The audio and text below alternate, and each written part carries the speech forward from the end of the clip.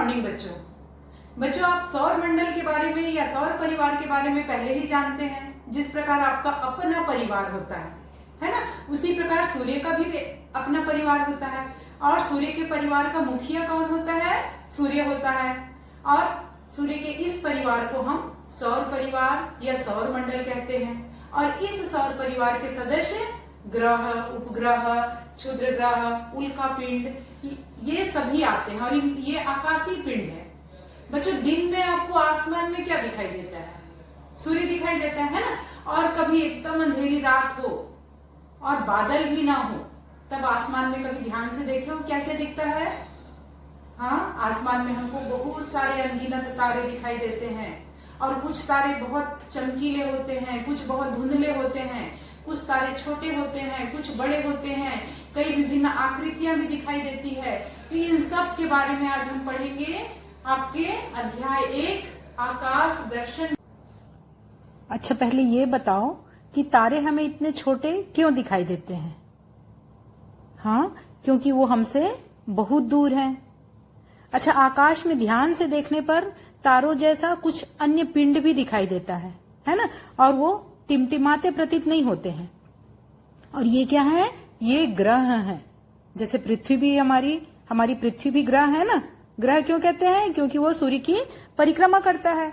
तो उसी प्रकार रात में जो टिमटिमाते हुए प्रतीत नहीं होते हैं, ऐसे पिंड जो आकाश में दिखाई देते हैं, वे भी ग्रह होते हैं। और कभी कभी आकाश में कुछ क्षण के लिए प्रकाश की एक चमकीली रेखा भी दिखाई देती है। वास्तव में ये जलते हुए उल्का पिंड है। अच्छा, आकाश में जितने भी आकाशीय पिंड दिखाई देते हैं, उनमें सबसे आकर्षक तारे होते हैं, है ना? क्योंकि ये टिमटिमाते हैं। आपको मालूम है, सूर्य भी एक तारा है। और तारा माने जिसमें स्वयं का ऊष्मा और प्रकाश हो। ठीक है। अच्छा, ये हमसे बहुत दूर है। हमसे माने पृथ्वी से बहुत दूर है।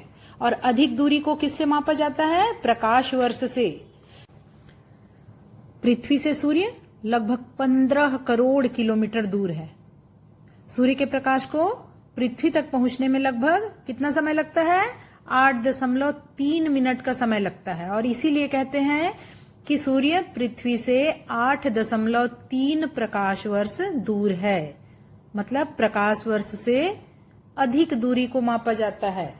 सूर्य के बाद पृथ्वी के सबसे निकट का तारा है अल्फा सेंटोरी। और ये लगभग पृथ्वी से 4.3 प्रकाश वर्ष दूर है। और सबसे चमकीला तारा है साइरस। और साइरस पृथ्वी से 8.7 प्रकाश वर्ष दूर है। आकाश में अनगिनत तारे दिखाई देते हैं।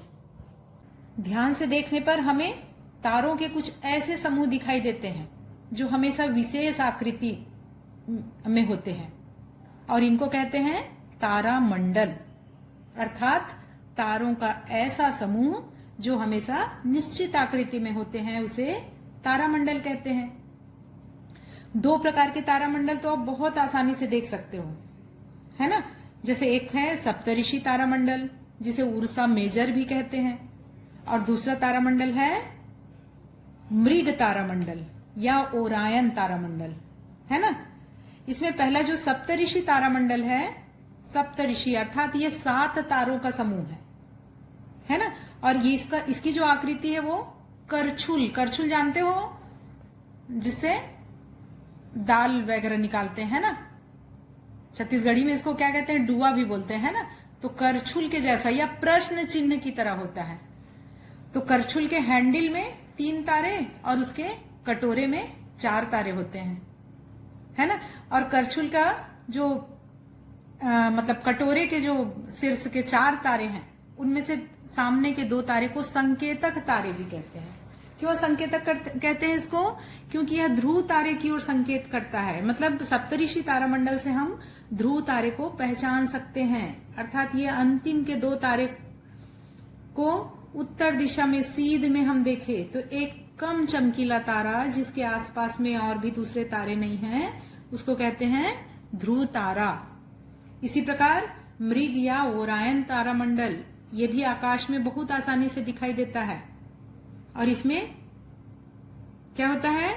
सप्तऋषि तारामंडल या दूसरे अन्य तारामंडल की अपेक्षा अधिक चमकीले तारे होते हैं और इस तारामंडल की आकृति एक शिकारी की तरह दिखाई देती है ना। इसीलिए इसको काल पुरुष के नाम से भी जाना जाता है। तो दो प्रकार के तारामंडल जाने हम, सप्तऋषि तारामंडल और मृग तारामंडल। अच्छा, अब ग्रह के बारे में आप पहले भी पढ़ चुके हो। ग्रह क्या है, ग्रहों के नाम भी आपको पता है ना। क्रम से जान रहे हैं आप कौन कौन से ग्रह हैं। हाँ, बुध, शुक्र, पृथ्वी, मंगल, बृहस्पति, शनि, अरुण, वरुण, है ना। 8 ग्रह हैं। पहले 9 हुआ करते थे, लेकिन अब प्लूटो को ग्रहों से बाहर रखा गया है, तो अब 8 ग्रह हैं। ग्रह किसको कहेंगे? ऐसे खगोलीय पिंड जो सूर्य की परिक्रमा करते हैं, सूर्य के चारों ओर घूमते हैं, उसको कहते हैं ग्रह। और उपग्रह किसे कहते हैं? ऐसे खगोलीय पिंड जो किसी ग्रह की परिक्रमा करते हैं, उसे कहते हैं उपग्रह। जैसे पृथ्वी की परिक्रमा कौन करता है? चंद्रमा। तो चंद्रमा पृथ्वी का उपग्रह है, प्राकृतिक उपग्रह है। ठीक है। इसी प्रकार अन्य दूसरे ग्रहों के भी अपने उपग्रह होते हैं। ग्रहों के बारे में विस्तार से हम अगले कालखंड में देखेंगे। आज जितना सीखे, जैसे सौर मंडल, तारा, तारामंडल, इनसे संबंधित कुछ प्रश्न हैं, ये आपका गृह कार्य है, इसे आपको पूरा करना है।